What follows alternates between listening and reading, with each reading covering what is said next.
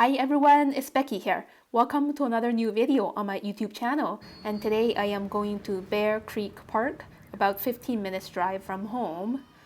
It's a really refreshing day in early spring.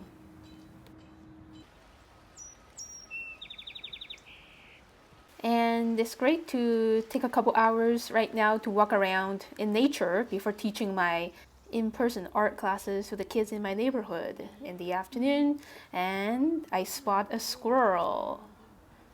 There are actually so many more in the bushes behind the trees.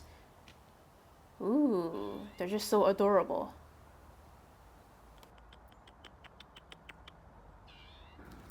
Here I am walking into the garden, the Bear Creek Gardens, and I think this place is gonna look even more beautiful in the spring and summer with flowers and fresh green trees. Yeah, it's a pretty quiet morning right now. Here is a little landmark here. Is a little chapel in the forest. Very special. And flowers are blooming. The tulips are pushing through the snowy grounds. So here, sitting on the sidewalk, I'm ready to sketch this view in front of me, the little lane leading towards the chapel here. Here's my gooseneck tripod attached to the edge of my sketchbook, and I'm going to put my phone on top of the tripod to film my drawing and painting process. So before putting the first line on the white sheet of paper, I'm taking a minute or two to visualize the things I want to include. Only the essential elements, those large chunks of shapes, starting with this central interest, which is the little chapel, the triangular top, and another different kind of triangular roof underneath, the thickness of the frames, yeah, pretty thin. And this drawing and then the painting processes are going to be in real-time speed because I don't want to speed up this video and it's going to be too shaky for some people to watch. And yeah, just continuing with the height of the chapel here, the vertical bar on the left and the one on the right. So I've already visualized the size of the chapel that I want to put here. I don't want it to be too big. Otherwise, I won't be able to include the nice shapes of the bushes around it and also the little lane below it. So yeah, the size of this central element is very important. It's not too big and not too small. And drawing this, the wing area, more brackets inside the large outline.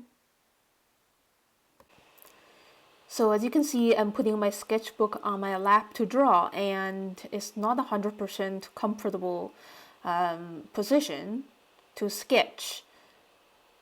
The weather is actually pretty good, and my hand is not freezing. So yeah, I'm able to keep drawing very smoothly.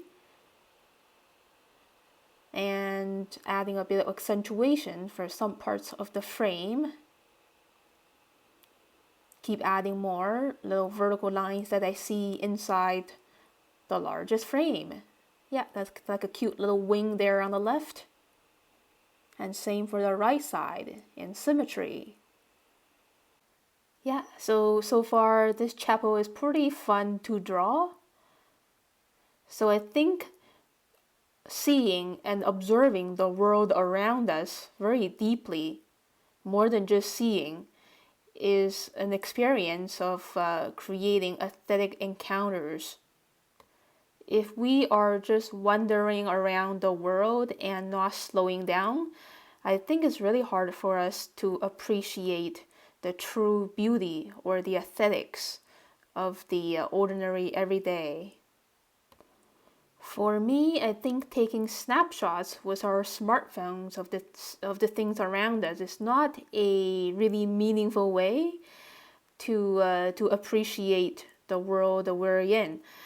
I think slowing down and doing deep observations and capturing what we see, first with lines and then watercolor washes, is a much more genuine way to appreciate the world that we're in. And now, as you can see, I am drawing the contour outline of this little evergreen tree on the left side of the chapel. I know the size of this tree in relationship to the chapel, just a little bit bigger than the chapel itself, and quickly adding these organic lines to suggest the foliage shapes, the little branches. Yeah, just really relaxing my wrists and fingers and doing a little bit of hatching. Trees and bushes that could have a lot of random organic lines. Alright, and just trying to finish up more frames for the chapel. The little benches inside. And now I'm just going to add a couple more frames for the chapel. And I also chopped about 20 seconds off from this drawing process, just so most people don't get bored from watching this real-time speed. Alright, so now it's time to move on to the next chunk of object, is this evergreen shrub. The outline is pretty interesting, kind of like a piece of cloud. It looks like the side view of someone in hoodie. Now just using organic curves to suggest the folds or the wrinkles on the surface of the shrub. Yeah, very interesting. Now I think this shrub, it looks like a dwarf. And he or she is wearing a robe with a hoodie. Yeah, just keep adding some more wrinkles for the shrub. Now I kind of see the little leg of this dwarf, and also a shoe. Yeah, this is kind of like a shoe shape on the bottom of this dwarf. So as you can see, imagination is really important when we are drawing. We're not just merely drawing bushes, trees, and shrubs. We can always use our imagination to make this whole seemingly daunting process more entertaining. Okay, now it's time to move on to the next shape. It's a little bit of grass underneath the little evergreen tree. Again, using loose squiggly lines to suggest the texture of grass. Some more details. It really gets, so interested in drawing this shrub there. Okay, almost time to move on to the shape on its right. There is another shrub in more of a circular shape. And again, same techniques. Following my observation, I'm very rarely looking at the paper and start judging what's coming up on the paper, and just use almost a blind contour way to add these textures. Adding a bit of accentuation on the right side of the shrub here, so it separates these two shapes. Now starting to add the little lanes and bits of grass. These two parallel lines that defines the little lane here in the foreground. And yeah, it has a slight bit of slope here around the bottom. Yeah, so these two lines are very important. That gives a sense of perspective, leading the viewer into the central focus point, the chapel, and some more quick organic vertical lines in different lengths to suggest grass blades. And here is one deciduous tree with bare branches, focusing on the major branches that I see that really stand out to me. And just making connections, just like the intersections and the streets on a map. All of these branches and twigs are connected with one another, so when I'm drawing freehand like this, I don't worry about intersecting some of these lines. and also feel the energy of growth. This is a living tree and it's still growing. It's gonna make new leaves in the next few weeks. It's dancing in the warm air of early spring. And when I'm drawing these feathery twigs, my hand pressure is actually very gentle. And as you can see, this is real-time drawing speed. My hand gesture is pretty rapid.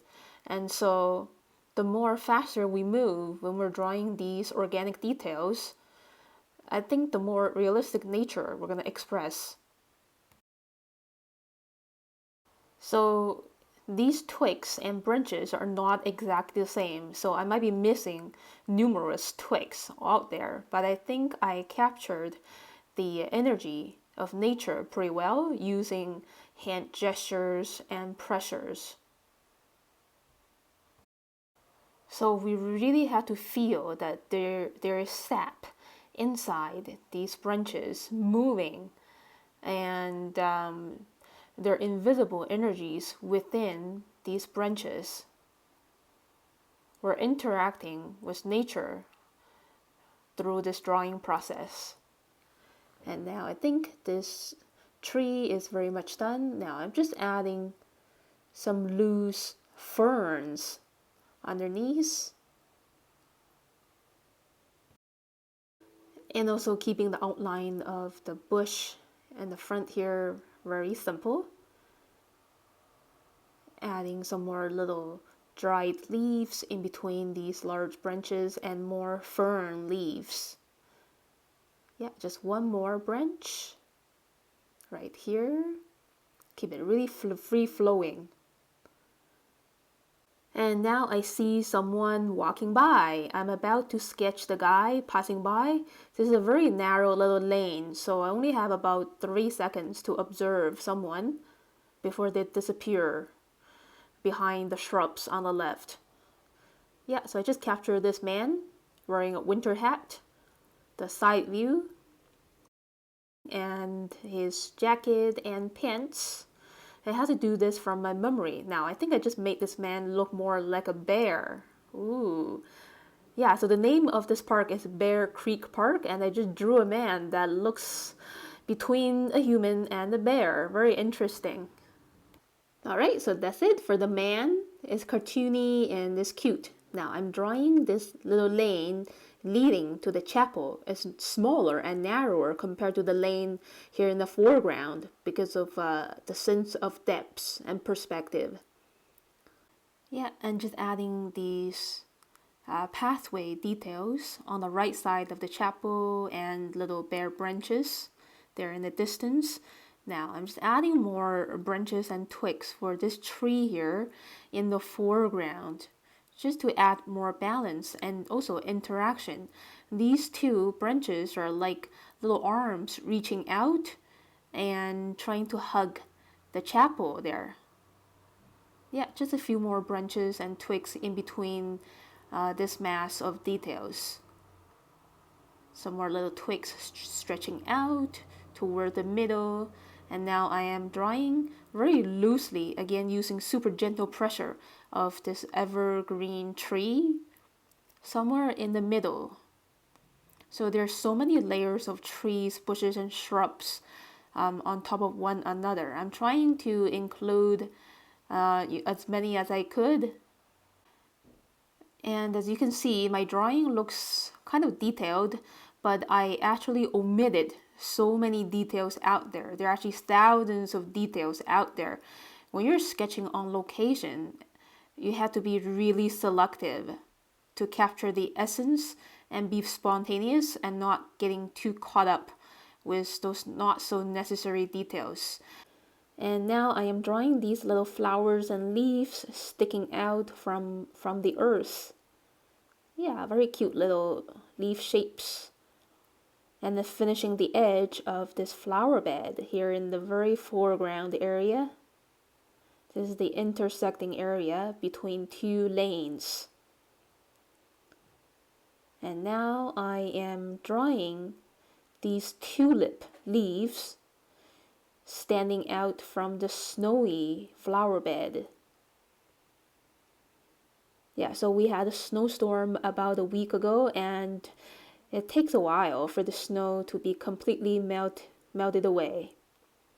And drawing the soft curve of the snowy flower bed top. Some more tulip leaves. And I could feel the aesthetics of these green leaves standing out from the white snow. Yeah, just a little bit more here and there. They're just beginning to sprout from these bulbs, hiding in the earth underneath the snow. Yeah, and just keep it real simple. Now it's time to move on to this lawn area using these choppy lines to suggest grass and a little bush here. Yeah, so when I'm doing details like this, I'm actually summarizing and not just copying what's out there. I'm trying to kind of feel the rhythm of those folds within these shapes of bushes and shrubs. Okay, and now these dancing dots of grass. Again, keep it really fun and loose. Rows of grass blades following the curve of the little slope of the flower bed. Yeah, and also keeping my hand pressure really light so these dots are not competing with the other details. And using a very similar technique as drawing the grass blades, I'm trying to suggest the texture of pebbles for this lane here in the foreground. It needs more details than just like blank. And yeah, as you can see, the line texture is a little bit different compared to the grass blades. So the pebbles are more round and curvy. Some are even in loose, tiny little circles compared to the grass blades. And now I am adding this kind of pretty random, but still organic folds on this shrub over here. Alright, so now it's time to move on to fill in the blank space of the upper left corner, starting with this tree. When I'm drawing trees, especially the medium and large ones, I like to start drawing the tree trunk first. Fill in a bit of tree trunk texture with these loose vertical lines. And then connecting the trunk with some really obvious branches. Here's one and another one behind on the other side, and keeping these lines really soft with gentle hand pressure, holding the pen, let the pen glide on the surface, and then the twigs emerging from those branches. And then moving on to the middle. Again, always spending a lot of time looking at the real scenery in front of me and not just focusing on beautiful renderings of lines and details. Yeah, and some more soft twigs around the top of the canopy. So when sketching in nature, we really have to let go of our preconceptions of what trees and bushes should look like. We should really focus on the reality in front of us and realize that things in nature, they never look perfect. It's very hard to see a perfectly cylindrical tree trunk. All tree trunks, they're always not so perfect like this one that I'm drawing. And also I added some circles to show the cutting marks of branches that are being cut from the trunk here, kind of like belly buttons, and then loose organic vertical lines for the bark texture. And again, details like the textures of trees and the barks of the tree trunk, they don't have to be exactly the same as the real thing. I'm actually summarizing the rhythm that I feel, adding some hatching lines for the shaded areas in between the tree and the shrub, just to separate these two shapes even better. Some little renderings there, accentuations of twigs. There's another little arm sticking out from the tree trunk, like a little claw here. And now I'm starting to add these branches and twigs coming from this tree trunk. So this border here on the left side of my sketchbook, it needs more like framing elements. So the tree trunk itself, it might be too static. So now I'm adding these kind of nice twisting shapes and extending this tree trunk longer, and then more bark details. Yeah, so the top of this tree is still kind of blank, so I am adding some more branches emerging from the tree trunk here on top. A little bit of shading. Here's a few more organic line of twigs. Keeping my hand pressure very gentle for some twigs that I see that has like a really thin and feathery look. Yeah, so I think those twigs are actually not from this tree, but from another tree behind it. And that's why my hand pressure is very gentle, pushing those lines backwards. So when we're drawing with an ink pen, the heavier lines would automatically comes forward, and the lighter and thinner lines would be pushed to the back. So now I'm trying to use very gentle pressure to get these trees in the back of the chapel done. These lines are really loose and sort of disconnected with the top and bottom part of my sketch. So this is the feel that I want to create. So most of the times I like to keep the elements, the shapes and colors in the very back of a landscape sketch pretty blurry and fuzzy. This is a pretty simple way and relaxing way to create a sense of depth. Yeah, and drawing more trees and large branches. These trees are looking thinner compared to the ones in the middle and foreground because they are in a far distance.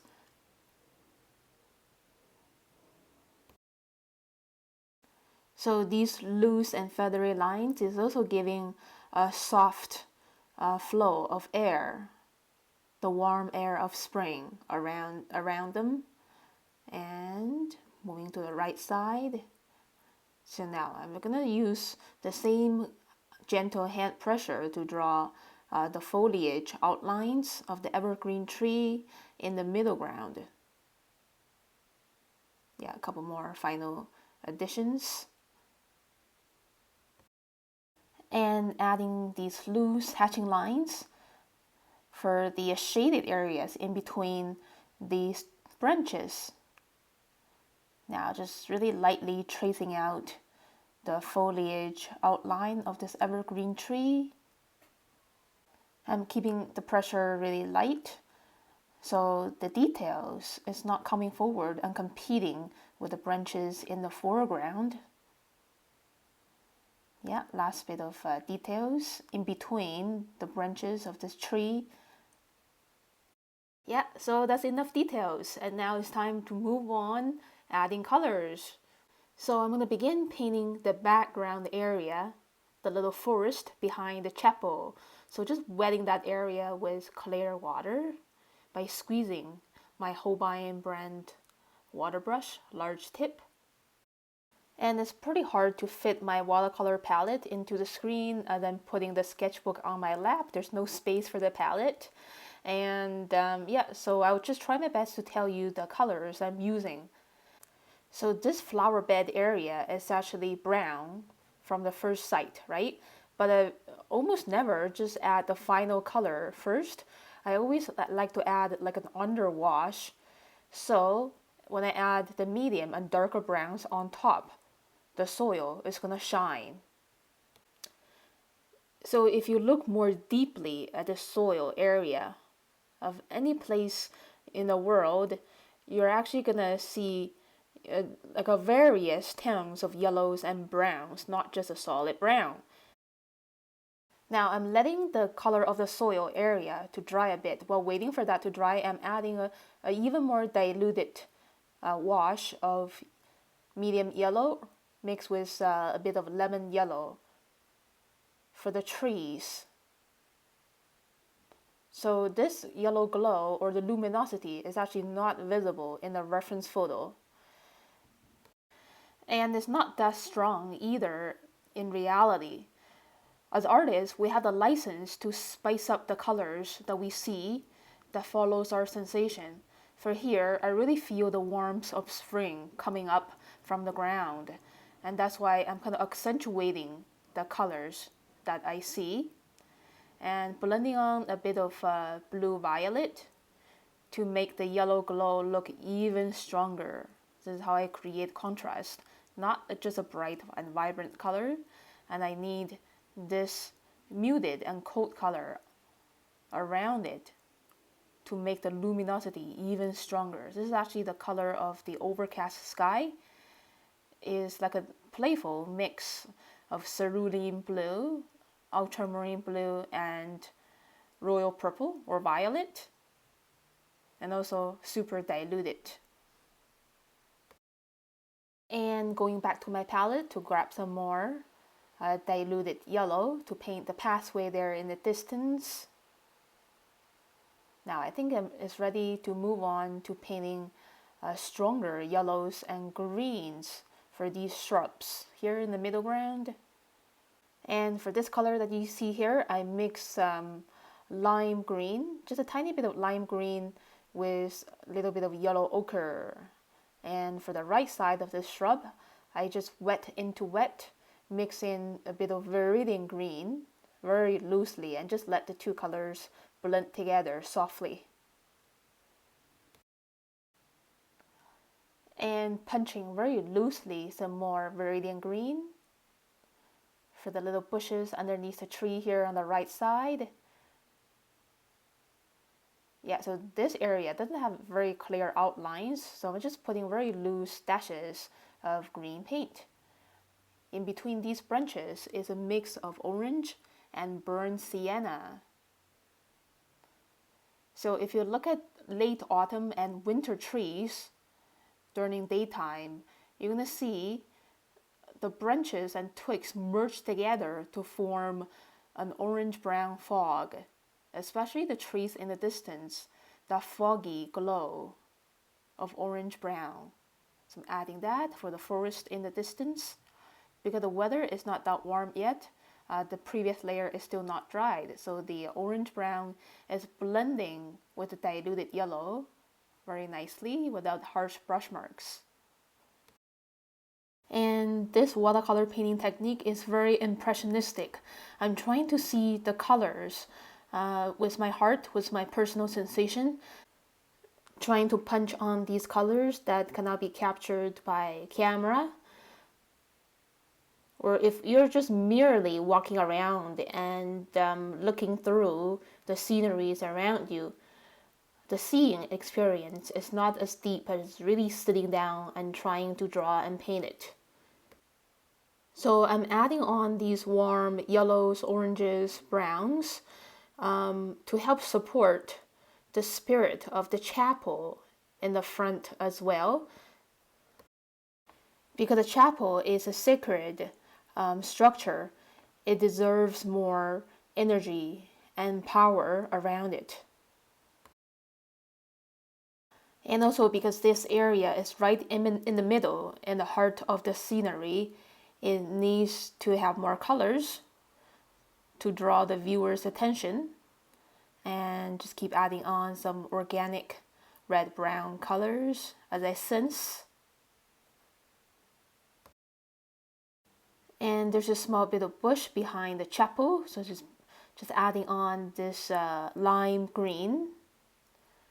Because watercolor is transparent, the lime green that I'm putting on right now, it looks different compared to putting it right on the white of paper. There's yellow underneath it that makes it look more lively and pretty refreshing. Okay, now I'm seeing and trying to figure out the next thing that I need to color. And just adding on a long brush stroke of earthy brown for the pathway here in the foreground, and need some more color definition, and spread it a little bit very lightly. And the two shrubs on the left side, they need more weight with heavier paint containing less water and more concentrated pigment. So this is Viridian green mixed with a bit of cadmium yellow and also a little bit of yellow ochre to play with the different tones of green. And same for the left side of this shrub here. So most of the shaded area is landing on the left side of each of these two little shrubs. So I actually didn't overload my brush with too much green by putting most of the green on the left side of each shrub and then spread it out to create a transition of lighter green towards the right side of each shrub. And I just added a bit more green for the bottom of the tree there on the right hand side.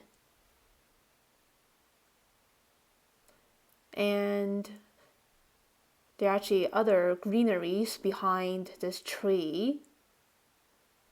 I'm just using colors to suggest the masses of greeneries behind. So I'm putting a couple brush strokes on and then dilute it with my water brush by spreading it around. So it's not a super solid wash, but semi-transparent. I use this technique a lot. And just adding a shade color of green by mixing burnt sienna into Viridian green for higher contrast, especially for the very left side of each shrub. Because the sun is on the right, the shaded areas are on the left.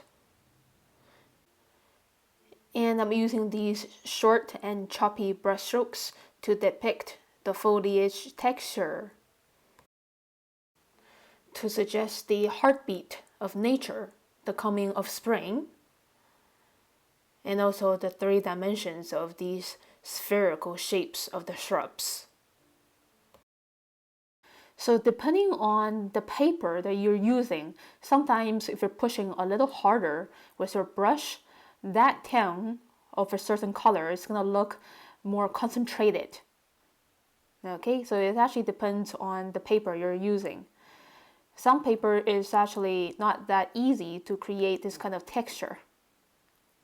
And keep punching on Viridian green mixed with a little bit burnt sienna.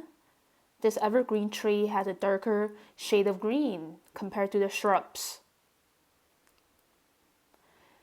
And my brush strokes are always following the rhythm of the foliage that I see. So they're not just random dots.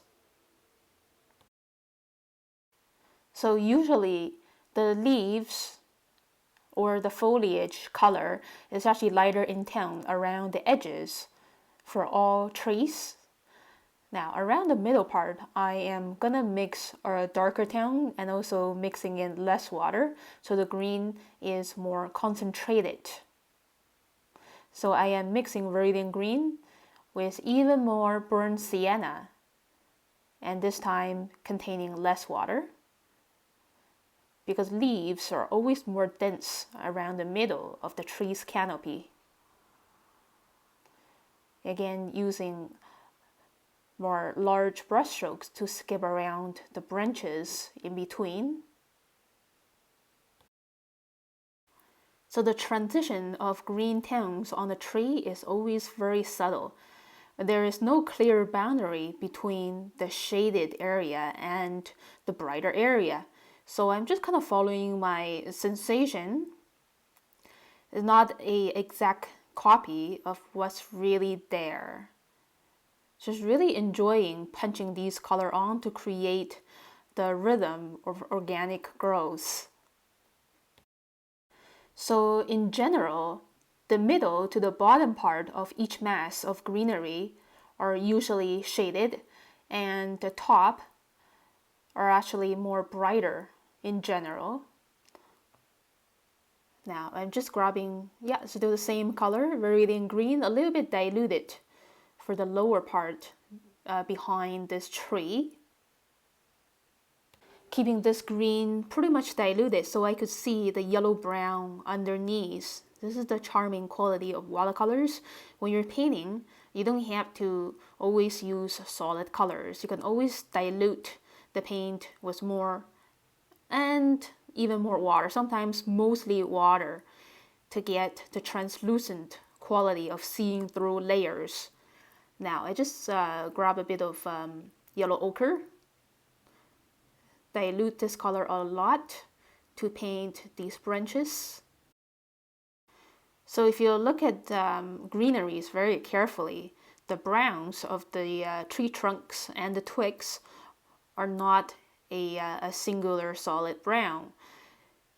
There's always a bit of kind of a yellow brown and yellow shining through the brown, especially on a very sunny day. You're gonna see more yellows and yellow browns beside the solid brown. So now I'm adding on the contrast by putting on a bit of burnt sienna on the lower part of this tree. The higher part is closer to the sky, catching more sunshine, so it's brighter. But underneath the canopy of this tree, there's a cast shadow. Okay, so I'm gonna grab some more burnt sienna and just add it very loosely underneath the canopy of the tree to suggest a cast shadow from the green mass above it, keeping the middle part of these branches pretty bright. Okay, so now I am adding a really light layer of lime green for the lawn area close to the chapel. Wet into wet, lime green mixed with a little bit viridian green to create a nice transition. And some more leftover viridian green for the bushes underneath this tree. Yeah, just adding very little bits of browns that I feel here and there. Also in between these branches behind in the distance. Yeah, just using very impressionistic little brush strokes, and also this patch of soil. Now it's time to move on to the foreground area. I'm adding these teeny tiny brush strokes and so longer brush strokes to suggest the texture of the pebbled walkway here. So the yellow-brown is yellow ochre mixed with burnt sienna, diluted with a lot of water. So they're very light in tone, and as you can see, these brush strokes, they don't look too harsh because the color is really diluted. And same for this greenish brown. I mix a little bit viridian green into burnt sienna, so I get a really organic greenish brown color. And now it's time to add more density for this patch of soil here in the foreground. So this is very much pure burnt sienna. So as you can see, I am punching this color on, also at the same time spreading it out a little bit. So yeah, the middle part of this patch of soil is lighter in tone and very transparent. And the edge here is a little bit darker, burnt sienna mixed with a little bit raw umber. Just really loosely punching this on with my large tip Holbein Water Brush. And now I am grabbing some raw umber. Yeah, so just pure raw umber or sepia from my palette.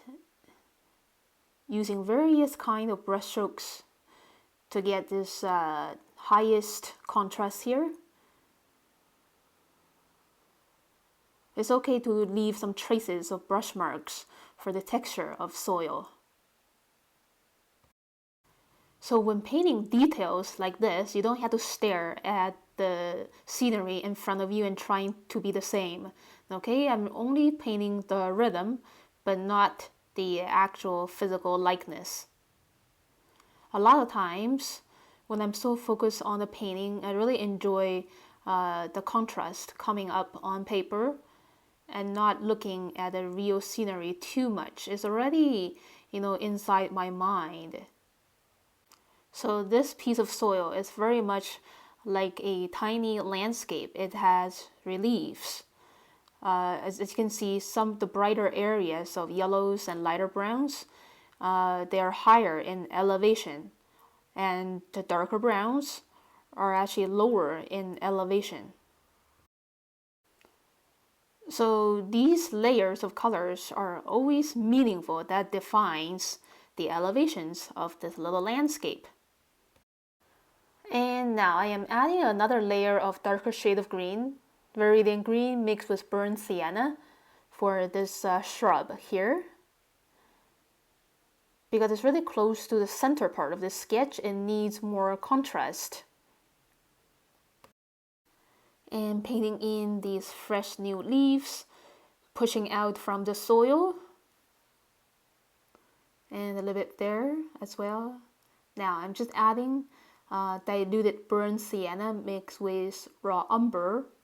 Yeah, diluted with a lot of water to paint the forest in the distance. It's very important to keep this brown here diluted, so the trees in this far distance are not coming forward and compete with the details like the shrubs and the trees in the foreground. Okay, so now I want to add more definition for this walkway here. Just a few steps in front of me, just wet it first with clear water and putting on some leftover gray that I mixed with blue, green, and royal purple, just for the lower part. Yeah, so this is a little bit uneven, and adding this gray shade, it really helps. And also a bit of gray for the snow-covered flower bed over here. And just carefully coloring in these little leaves, fresh new leaves of the tulips, pushing out the snowy flower bed. Some more little dashes of green here and there. And yeah, that's it. Now it's time to move on to the higher part of this sketch. Before that, I just want to paint the tree trunk with simply burnt sienna diluted for the first layer. And now I am just gonna wet this canopy area with clear water and ready to do my wet into wet technique. Yeah, so the first layer contains a slight bit of tint of yellow, and this is a super organic green that I mixed Viridian green with a lot of burnt sienna and a little bit of raw umber, so it's really muted.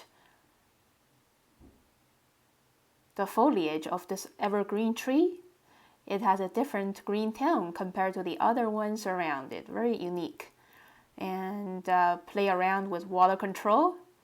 For some areas, I'm just squeezing more water from my water brush to dilute this green a bit. For these ones, less diluted paint pigment, and keeping the brush strokes there but fuzzy. And here is a really close-up of how I punch on my brush strokes to suggest the foliage texture. Yeah, so every single brush stroke is a different shape and the slightly different tone of the same brownish green. So I'm trying to use these different tones of the same color to suggest the relief of the leaves. All trees, they are roughly spherical, and so the surface of the sphere contains higher and lower elevations. Those areas having a higher elevation, the tone of the leaves could look stronger. Now I am moving on to the very last stage of this sketch by adding red for this person's winter jacket and leftover blue for his hat and pants. That's very much it for this video. Thank you so much for your patience watching this whole tutorial. If you like it, please click like and leave me a comment below. Subscribe to my channel for weekly updates. I try to update my channel with 2 to 3 new videos every week. Final polish for the walkway here and for the in between the branches. That's very much it, and I will see you very soon next time. Have a great week and enjoy the coming of spring, everyone. Bye!